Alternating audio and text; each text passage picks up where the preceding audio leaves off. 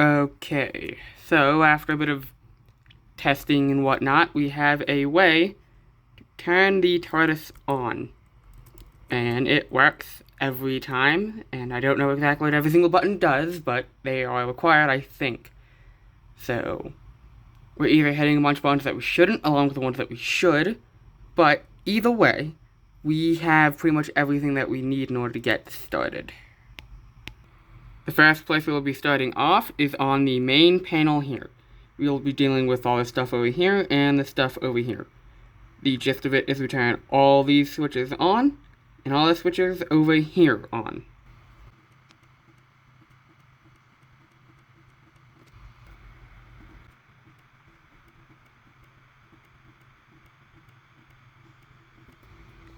Next up is the panel to the right of it, and then all we have to do is turn on all of these, and then hit the blue switch. After that, we hit down these two levers here, and we turn on these 4 little lights. We then circle around back to this place, and we turn on the buttons here. And then, we go across this numpad.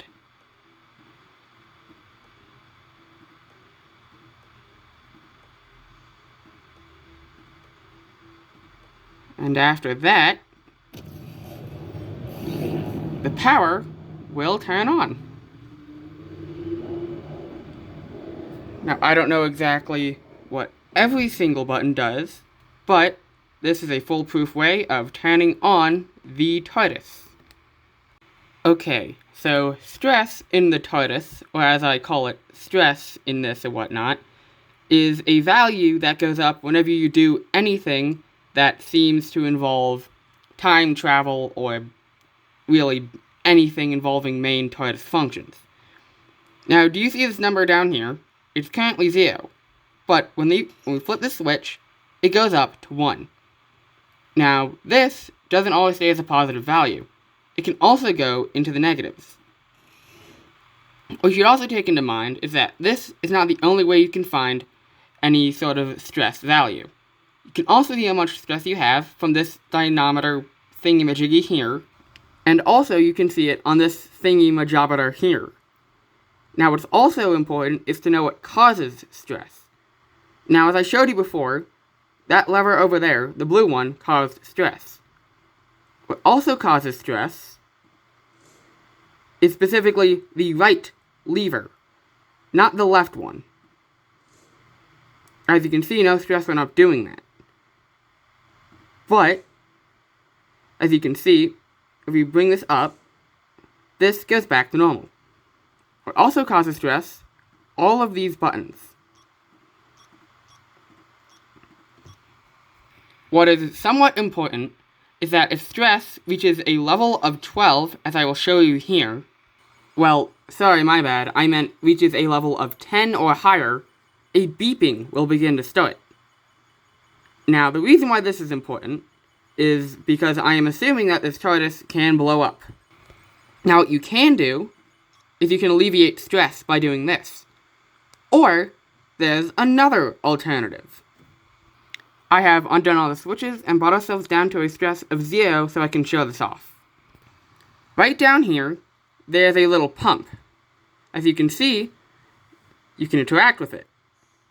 But what's interesting is that for every pump that you do, stress will go up by 1.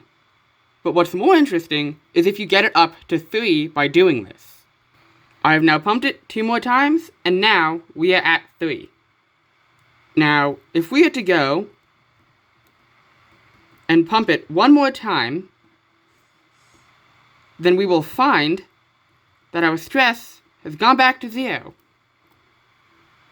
Now, I thought that this was weird at first, but then you find out something more important about this. If we do this,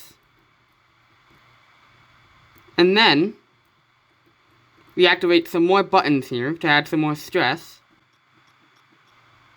we'll find out something interesting.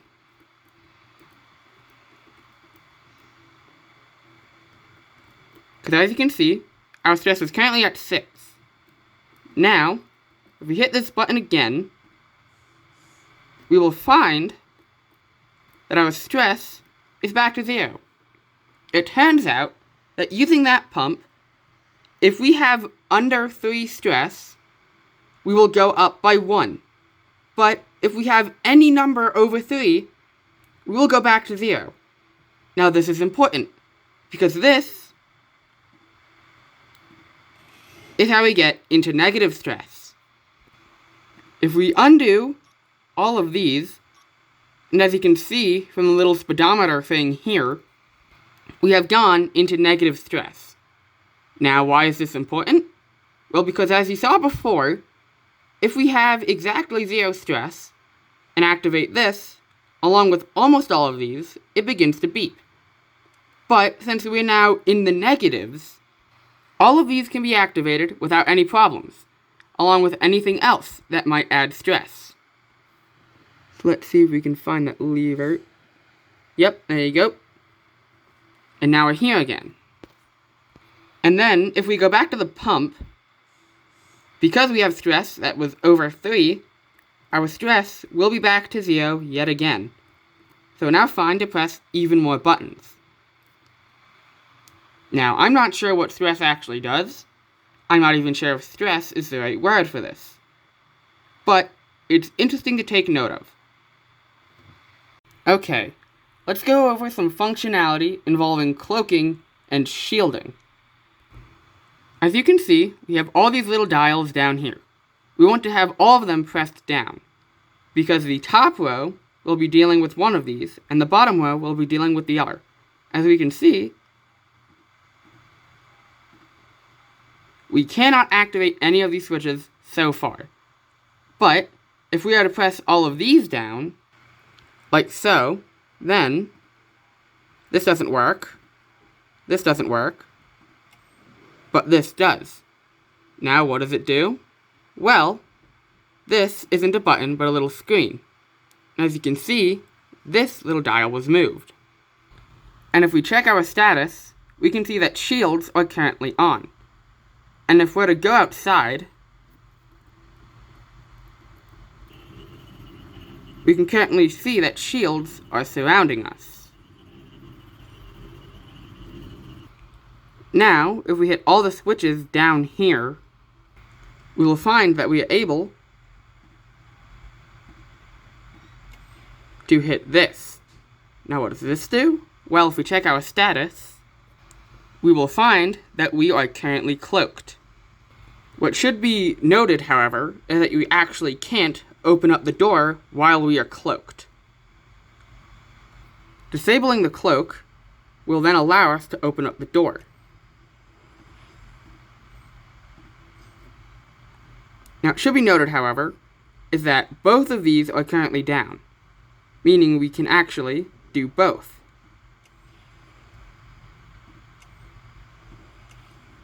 And we don't need to have the top one up for us to cloak either.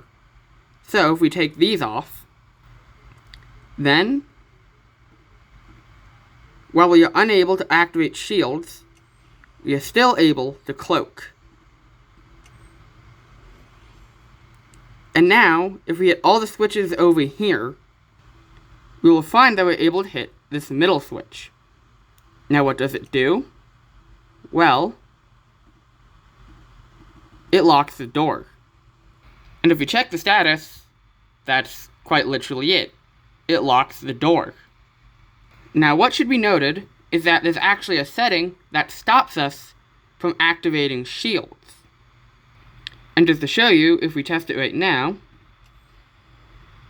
well, this isn't it, sorry. Oh, we have to turn this on, sorry. So, as you can see, we're able to activate shields with this little thing showing, right?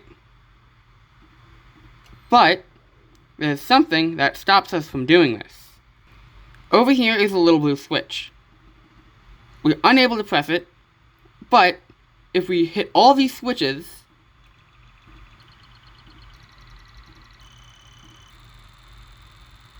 and then, now, we are able to press this button. What does it do? I have no clue. But it stops us from using shields. For whatever reason. And when we press this, if I can, there we go, nothing changes. And even if we check the status, nothing is changed, except for the cloak, which we already have enabled over there. And just to make things easier, we're going to disable cloak so I can show you that nothing has changed.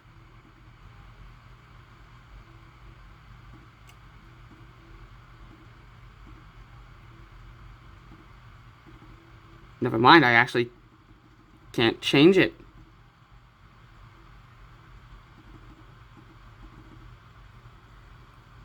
Well, I'm not exactly sure what that thing does, but it seems to stop us from changing things. Oh yeah, that's also something we're going to go over soon. But we might as well go over it now anyways. So this, if you press enough buttons in the TARDIS, this will activate automatically. I haven't found any surefire way to activate it except for hitting buttons. Doesn't matter what buttons, probably a certain number of buttons, but eventually this will activate. And this, once it's done loading, you can sign in and you can get a bunch of coordinates, like so. These coordinates will lead you to different places, so that you can actually land safely when you're trying to fly this thing. Okay, so for now, we will be learning what most of these sort of gauges seem to represent. Now, a couple gauges that you might already have realized are this, which is our stress gauge, and then we have this, which is shields and the cloak thing, which is either here or here. No, it's not that one, I don't think.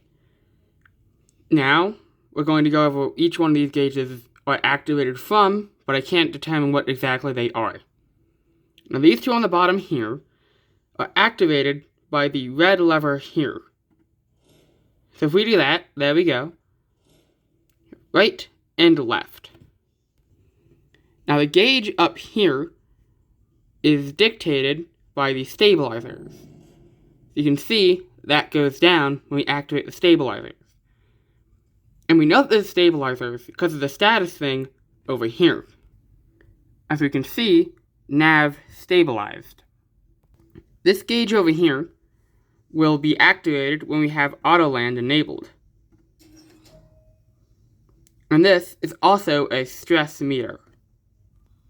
Beyond that, however, I am not exactly sure what all the other levers do. This, I'm assuming, is either shields or cloak. This is either shields or cloak, I don't remember which, but it corresponds to the things over here. If we activate cloak, we can see these going down. As we can see, with these enabled, if we then go over here, we can see that these have also been turned.